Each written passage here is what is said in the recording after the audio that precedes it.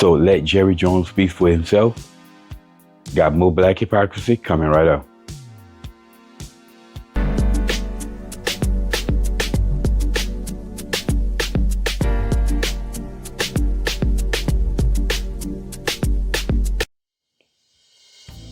What's up, y'all? Welcome back to Common Sense Logical Reason. As always, I want to say thank y'all for joining me today. So I got more black hypocrisy for y'all. Now, as y'all know, I'm opposed to group collective oppression.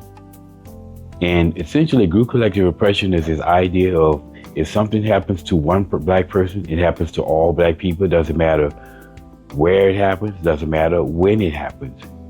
You know, and when you hear black people say such things as we and us and we, you know, we were enslaved, we were oppressed,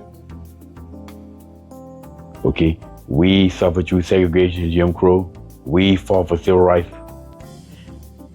Well, there's no black person alive today that was ever a slave, so there's no we when it comes down to slavery. The majority of black people, when the civil rights movement was happening, didn't participate in the civil rights movement. And the overwhelming majority of black people alive today never saw any oppression, any segregation, or Jim Crow, anything. But yet they're still crying about we. Okay, I say let everyone stand on their own merit. Me, I don't take credit for what someone else been through, and I don't take credit for what somebody else achieved. I don't do the we stuff. But then again, you know, black victimhood, as I've said, black victimhood can't survive without the collective. They need the collective to be victims because they can't tell you how they themselves as an individual are being oppressed.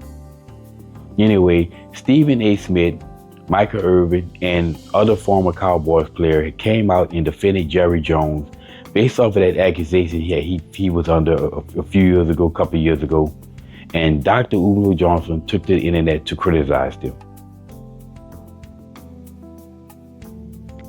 The guy with the cigarette dude, he said Jerry Jone didn't have the cigarette in his mouth. He didn't look like the cigarette dude, okay?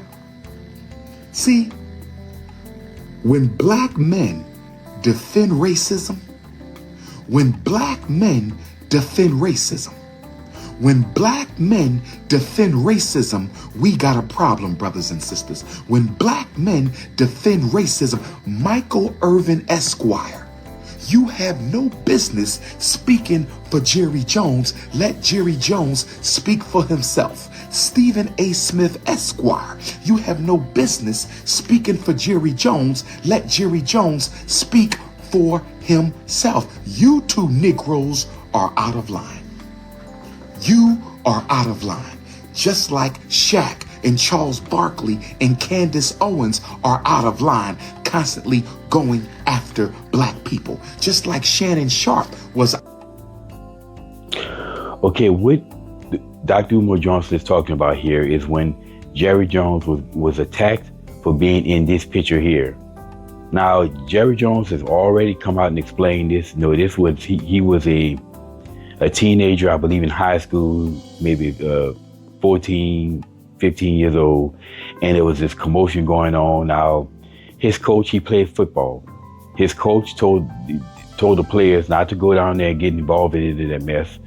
Well, he was curious. He went down there anyway just to see what the commotion was about, and he was caught in this picture.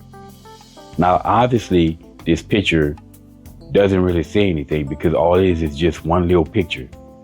It doesn't show what actually happened. Okay, Jerry Jone could have been there to defend those black people that are in the picture. You don't know. Just because they took a snapshot of a picture, we have no idea. But of course, that doesn't stop black people from assuming. And all you have to do is tell black people race, and they just pick up the mantle and run with it as always. Now, where's the hypocrisy here? Well, Dr. Umar Johnson is always opening his mouth and he speaks on plenty.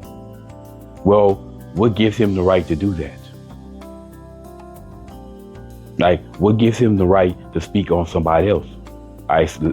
He should follow his own advice and let those people speak for themselves, right? Like, what gives him the authority to be the dick police? To tell black men what they should do with their penises and who they should be in relationships with? If a black man has a non-black wife, then Dr. Umar Johnson should not be speaking on that. That's not his responsibility. Okay, let that black man and his wife, his non-black wife, let them speak for themselves, according to him. And like I said, there's several other issues that this dude is constantly talking about that you can easily say he should be speaking on that. Let the people that he's speaking about, let them speak on the situation. But I ask the question though, does this sound like someone who's intelligent? He sounds like an idiot, and I'm a firm believer in letting the fools provide the rope to hang themselves with. And every time this dude speaks, he sounds dumber and dumber. Again, the more he talks, the more of a rope that he puts around his neck to hang himself, because he sounds like an idiot. But like I said, I'm just amazed that this fool has all this authority to speak on issues, to sound like such a fool. Look, you speak on your issues and stop worrying about everybody else's issue and follow your own damn advice. Again, nobody is more hypocrite in America than these pro-blacks. Even more so than the woke left, woke white, the woke white women. They're more hypocrites than they are. Regardless, I agree with Dr. Umar Johnson 100% here. Okay? Hey, let Jerry Jones defend himself, and he already defended himself. But if you believe this, then you should do the same. Let other black people defend themselves. Let your black queens, quote unquote, defend themselves, because you have the right speaking on them. Okay, if you can speak on whatever you want, then everybody else has the right to speak on what they want. Okay, you can't be flip-flopping. So let Jerry Jones speak for himself. Well, then let everybody speak for themselves. That's the rule we're going by. Anyway, y'all, that's my 2 cents on this. And as always, until next time.